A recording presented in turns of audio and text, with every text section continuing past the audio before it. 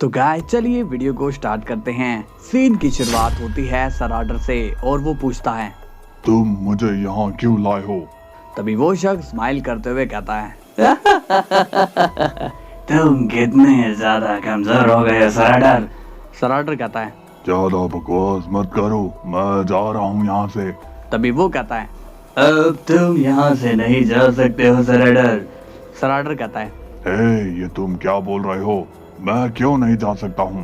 तभी अचानक से वो शख्स कहता है, क्या तुम जानते नहीं हो कि मेरा नाम क्या है? सराडर कहता है, क्या फर्क पड़ता है, मैं तो यहाँ नहीं रुकने वाला हूँ। तभी वो शख्स कहता है, अगर तुम वापस गए तो वो लोग तुम्हें फिर से पकड़ लेंगे और फिर मैं तुम्हें वापस बचाने नहीं आने वाला हूँ। तभी सराडर हंसते हुए कहता है, तुम्हारा नाम जस्टर है, क्यों, सही है ना? अब सीन जाता है गोकू पर और वो वेजिटा से कहता है, वेजिटा अब तुम्हारा भी यहाँ से जाने का समय आ गया है। जाओ और सीधा जाकर ग्रैंड प्रिस्ट के पास जाना और वहाँ पर जाकर तुम्हें विश को संभालना है। बट याद रखना वेजिटा, कुछ भी करना बट विश की जान लेने की कोशिश मत करना। इसके बाद गोकू वेजिटा के लिए एक पोर्टल खोलता है। वेजिटा कहता है, मगर तुम अब क्या करोगे? गोकू कहता है, मुझे अभी बहुत काम करने हैं इसलिए तुम्हें जाना होगा। वेजिटा कहता है, ठीक है काकारोट, अपना ध्यान रखना। इसके बाद वेजिटा वहां से चला जाता है। अब वहां पर अकेला गोकू रह जाता है। तभी अचानक से वहां पर एक शख्स आता है और गोकू से देखकर कंफ्यूज हो जाता है और कहता है, कौन हो तुम? तभी वो शख्स कहता है, मैं एक मैसेंजर हूँ, ये बताओ तुम यहाँ पर क्या कर रहे हो? गोकू सीरियस होकर कहता है, ये जगह डिस्ट्रॉय होने वाली है इसलिए यहाँ से चले जाओ। तभी वो मैसेंजर पूछता है, ये वर्ल्ड तो ड्रिप वर्ल्ड है ना, तो इसे भला कौन डिस्ट्रॉय करने वाला है? गोकू कहता है, मैं ही इस वर्ल्ड को डिस्ट्रॉय करने वाला हूँ। तुम कौन हो और तुम यहाँ पर कैसे आ गए? यहाँ तो बस ड्रिप वर्ल्ड के मेंबर्स ही आ सकते हैं। वो शख्स कहता है, तो तुम अभी भी नहीं समझे, मैं तुम्हें ले जाने के लिए आया हूँ। गोकू सीरियस होकर कहता है, यानी कि एक और वर्ल्ड? मैं तुम्हारे साथ कहीं नहीं जाऊंगा, जाओ यहाँ से, मुझे और लोगों से दोस्ती नहीं करनी है। इस पर मैसेंजर पूछता है, मैं कुछ समझा नहीं, तुम किसके बारे में बात कर रहे हो? गोकू कहता है, मैं जानता हूँ कि तुम मुझे अपने वर्ल्ड में ले जाओगे और फिर तुम मुझे अपने दोस्तों से मिलवाओगे, मगर मेरे पास अब इन सब चीजों के लिए समय नहीं है। तभी मैसेंजर कहता है, हे, तुम कुछ ज्यादा ही भावनाओं में बह रहे हो। मैं तुम्हें यहाँ किसी से मिलवाने नहीं आया हूँ और मेरा कोई वर्ल्ड नहीं है, इसलिए प्लीज मुझे गलत मत समझो।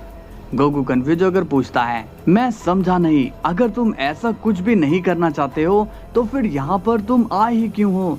मैसेंजर कहता है, मैं यहाँ इसलिए आया हूँ ताकि मैं तुम्हें तुम्हारे वर्ल्ड में ले जा सकूँ और वहाँ पर तुम्हारे कोई दोस्त नहीं होंगे और ना ही मैं तुमसे वहाँ मिलने आऊंगा। गोकू कहता है, फिर भी वहाँ जाने में मैं इंटरेस्टेड नहीं हूँ। तभी मैसेंजर पूछता है, तो फिर तुम अब क्या करने वाले हो? गोकू कहता है, ये सब मैं तुम्हें क्यों बताऊं? कौन हो तुम और मैं तुम्हारी बात क्यों मानूं? मैसेंजर कहता है, क्योंकि तुम अब जिसे ढूंढने की कोशिश कर रहे हो वो तुम्हें ऐसे नहीं मिलेगा। गोकू अब और भी कंफ्यूज हो जाता है और कहता है, क्या तुम सराडर की बात कर रहे हो? लेकिन तुम्हें उसके बारे में कैसे पता है? इस पर वो मैसेंजर कहता है, क्योंकि मेरी हर वक्त तुम पर नजर थी और मैं जानता हूँ वो रास्ता जहाँ पर तुम्हें सराडर मिलेगा। गोकू सीरियस होकर कहता है, कोई भी शख्स मेरी मदद क्यों करेगा? सच बताओ, इससे तुम्हारा क्या फायदा है? क्या मकसद है तुम्हारा? इससे तुम्हें क्या हासिल होगा? तभी मैसेंजर कहता है, ये दुनिया बहुत ही बड़ी है सन गोकू, और इस दुनिया के हम लोग बस एक छोटा सा हिस्सा हैं, इसलिए ज्यादा सवाल मत करो, अभी तो तुम्हें बहुत आगे जाना होगा। गोकू सीरियस होकर कहता है, अपनी बकवास बंद करो और यहाँ से निकल लो, मैं कहीं भी नहीं जाने वाला हूँ। तभी मैसेंजर कहता है, ठीक है, तुम जाना चाहते हो तो जाओ, मगर वो तुम्हारे पास जरूर आएगा, आज नहीं तो कल, बट वो आएगा जरूर और उसके लिए तुम्हारा वर्ल्ड तिनके के समान होगा और फिर तुम तब कुछ भी नहीं कर पाओगे। एक बार फिर सोच लो, तुम्हें उसे क्या पकड़ना नहीं है? पकड़ना तो है और उसे सजा भी देनी है, मगर मैं अब इस पछड़े में नहीं फिर से पड़ सकता हूँ। अपने दोस्तों के वर्ल्ड को तबाह करना और उनसे दूर होना मेरे लिए बहुत ही मुश्किल हो जाता है। तभी मैसेंजर कहता है, पर मैंने कहा ना कि अब तुम्हें आगे कोई नहीं मिलने वाला है, क्योंकि अब तो तुम ही मालिक अपने वर्ल्ड के हो। ड्रिप टीयर को हासिल करने के बाद अब तुम्हारी पावर और भी ज्यादा बढ़ गई है, इसलिए तो उन्होंने तुम्हें चुना है। गोकू कंफ्यूज हो जाता है और पूछता है, तुम किसकी बात कर रहे हो? मैसेंजर कहता है, वही तुम्हारे दोस्त, अब तुम कुछ भी कर सकते हो। गोकू कहता है, बट मुझे ये जानना है कि सराडर गया कहाँ पर है, क्या वो कहीं पर छुप गया है? मैसेंजर कहता है, नहीं नहीं, उसे तो किसी ने छुपाया है। जिस तरह से तुम्हारा ड्रिप वर्ल्ड है उसी तरह से उनका भी डिस्ट्रक्शन वर्ल्ड है, जो कि वक्त के साथ और भी ज्यादा पावरफुल होता जाता है। गोकू कहता है, तुम्हारा मतलब क्या है? जैसे जैसे मैं आगे बढ़ता जाऊंगा वैसे वैसे डिस्ट्रक्शन वर्ल्ड भी स्ट्रॉन्ग होता चला जाएगा। मैसेंजर कहता है, हाँ, बट उनका तुम्हारे साथ कोई कनेक्शन नहीं है, इसलिए ये मत सोचना कि तुम आगे पावरफुल नहीं होगे। तो क्या सोचा है अब तुमने? गोकू कहता है, पहले मैं ये वर्ल्ड डिस्ट्रॉय करूंगा और फिर मैं कुछ सोचूंगा। इसके बाद सीन जाता है बीरस के प्लेनेट पर और वो थोड़ी जख्मी हालत में होता है। वजीटा पूछता है, लॉर्ड बीरस, ये हुआ कैसे?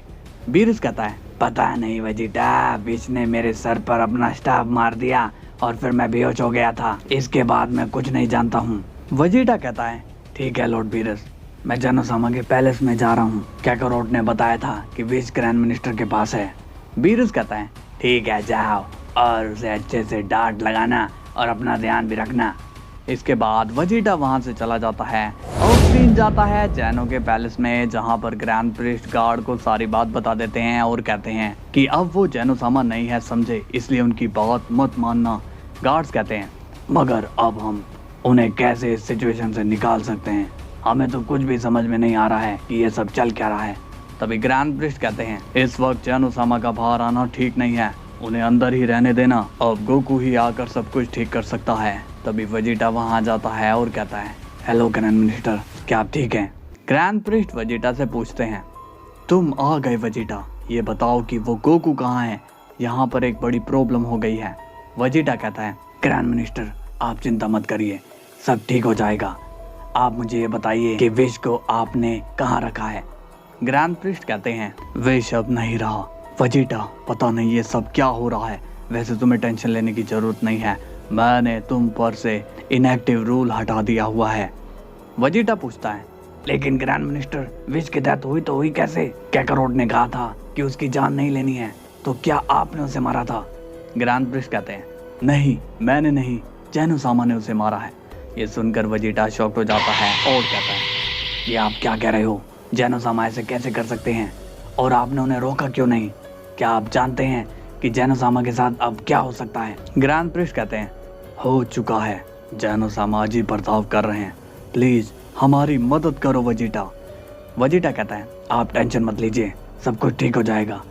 तभी अचानक से जैनो की आवाज रूम से बाहर आती है और वो कहते हैं, अरे किसने मुझे बंद कर दिया, खोलो मुझे। गार्ड सब जैनो की आवाज सुनकर घबरा जाते हैं और पूछते हैं, अब हम लोगों को क्या करना चाहिए? वजीटा कहता है, चिंता मत करो, उन्हें बाहर आने दो, हमें बस उनका ध्यान रखना है, जाओ और उन्हें बाहर निकालो। तभी गार्ड जैसे ही जैनो को बाहर आने देते हैं, जैनो गुस्से में कहता है, किसकी इतनी हिम्मत हो गई कि मुझे ऐसे कैद करे? ये सुनकर ग्रैंड प्रिस्ट शॉक हो जाते हैं और कहते हैं, जेनोसामा, किसी ने आपको बंद नहीं किया, वो क्या है कि आपका डोर थोड़ा सा जाम हो गया, इसलिए शायद आपको ऐसा फील हो रहा है कि आप बंद हो गए थे। गार्ड्स भी अब ग्रैंड प्रिस्ट की हाँ पे हाँ मिलाते हैं। तभी जैनो वजीटा को देखकर स्माइल करते हुए पूछता है, तुम कौन हो और तुम यहाँ पर क्या कर रहे हो? वजीटा को कुछ भी समझ में नहीं आता और वो इस कंफ्यूजन में है कि जैनो के अंदर कौन है।